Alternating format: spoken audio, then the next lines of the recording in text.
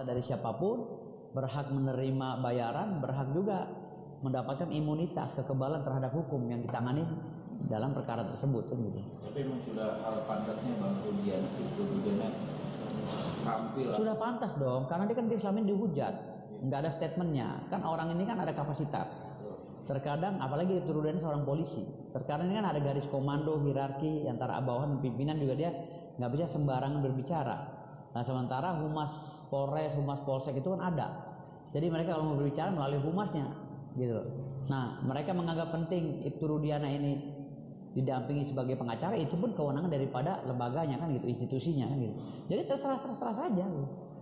Selama mereka ingin didampingi terserah saja. Namun atau hanya saja, apakah seorang polisi yang melekat langsung dengan Undang-Undang Nomor 2 Tahun 2002 tentang kepolisian bisa didampingi oleh pengacara dari luar institusi tersebut? Itu dulu. Bisa nggak?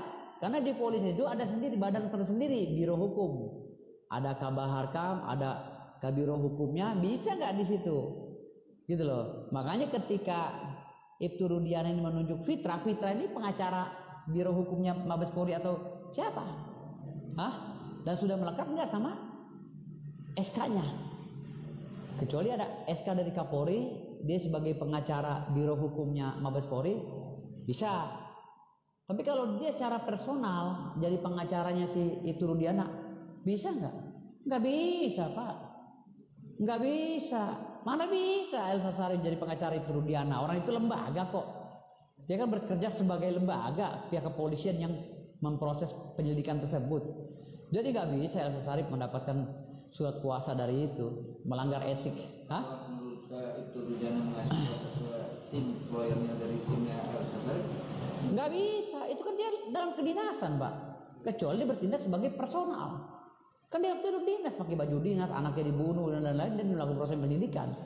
Mana bisa, Pak? Polisi itu ada humasnya untuk berbicara, nggak boleh sembarang berbicara. Untuk pendampingan hukum ada biro hukumnya. Yang jadi pertanyaan saya sekarang, Elsa Sharif udah kontrak belum sama Mabes Polri dari dulu? Sudah diangkat belum? Udah ada skepnya belum? Udah ada SK-nya belum? Gitu loh. Tapi kan kuasa hukum ini kan yang menjabarkan soal fitnah.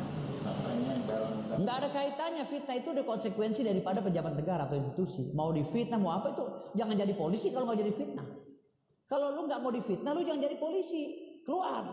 Jangan jadi polisi. Kalau lo jadi polisi, siap konsekuensi karena lo udah makan uang negara, lo siap difitnah, dihujat, dirapain, silakan. Masalah pembelaan lo bukan di pengacara, tapi lo tunjukkan dengan kinerja yang benar. Ibtu Rudiana dituduh bla bla bla bla, ya buktikan kerjaan yang benar secara yuridis, gitu loh, melalui biro hukumnya atau melalui proses penyelidikan. Jangan malah manggil pengacara dari luar, diketawain sama orang nanti. Dia kapasitas apa? Tapi kan awalnya ini kan juga sumber dari laporan dari Kang Deddy Mulyadi ke Mabes Polri bahwa adalah saksi-saksi dari kasusnya 2016 yang tersangka itu ada fiktif bahwa saksi itu palsu. Deddy Mulyadi melaporkan itu? Apa salahnya Deddy Mulyadi?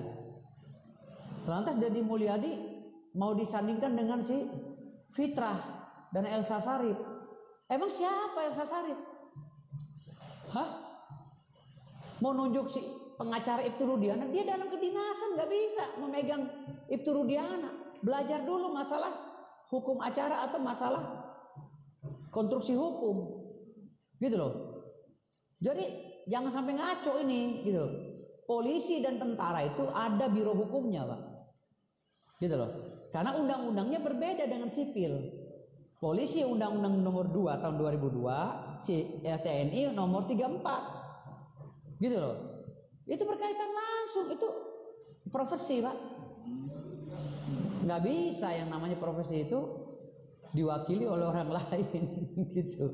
Tapi kalau merasa itu difitnah dengan statement bahwa si Deddy Mulyadi atau Deddy itu tidak salah, Pak, dalam tanda kutip melaporkan atau mensomasi seorang Deddy Mulyadi yang melaporkan itu. Ya kan udah dibilangin haknya Deddy Mulyadi dong, karena dia punya bukti. Laporin Ibtu Rudiana nggak ada masalah, gitu loh. Ngelaporinnya kemana? Kalau belum ada PK. lapornya. Kalau PK udah menyatakan bahwa proses penyidikan ini tidak benar dan membenarkan para tersangka yang sekarang jadi terpidana, baru bisa melaporkan laporan palsu 242. Ya berarti salah Mabes Polri menerima laporan itu. Orang putusan pengadilan belum ada kok. Udah. Apa putusan pengadilannya? Yang itu yang tersangka 8 orang itu, Bang. Iya. 8 orang itu kan udah jadi tersangka. Iya, udah dipidana, diproses. Lalu mereka tidak berkenan karena mengaku bahwa mereka dipaksa untuk berbohong kan gitu. Ya, ada saksi. Putusan pengadilannya mana? Yang menyatakan mereka berbohong, dipaksa berbohong. Ayo, putusan pengadilannya mana? Tapi kan saksi yang lain bahwa melihat memang itu faktanya. Tidak bisa melihat, novum, dijadikan itu novum. Semua keterangan anak-anak itu dijadikan novum. Ditetapkan di pengadilan bila perlu. Minta ditetapkan pengadilan, semua pernyataan itu ditetapkan pengadilan. Baru dibawa ke Mahkamah Agung. Pernyataan dari mereka yang ditetapkan di pengadilan negeri dibawa ke Mahkamah Agung sebagai PK. Setelah kata PK ternyata mereka tidak bersalah dan proses penyidikannya harus diulang lagi atau bagaimana, mereka keluar bebas. Dan itu semua saksi yang ada di berita acara pemeriksaan dan lain-lainnya dijadikan tersangka pasal 242 karena keterangan palsu.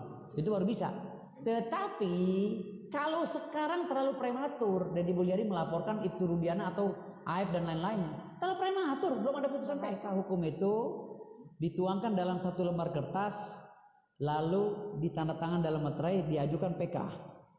Diterima sama hakim. Kalau ada putusan hakim PK membenarkan mereka, lantas mereka ini 7 orang keluar dari penjara, tangkap mereka yang bersaksi palsu pada sidang pertama.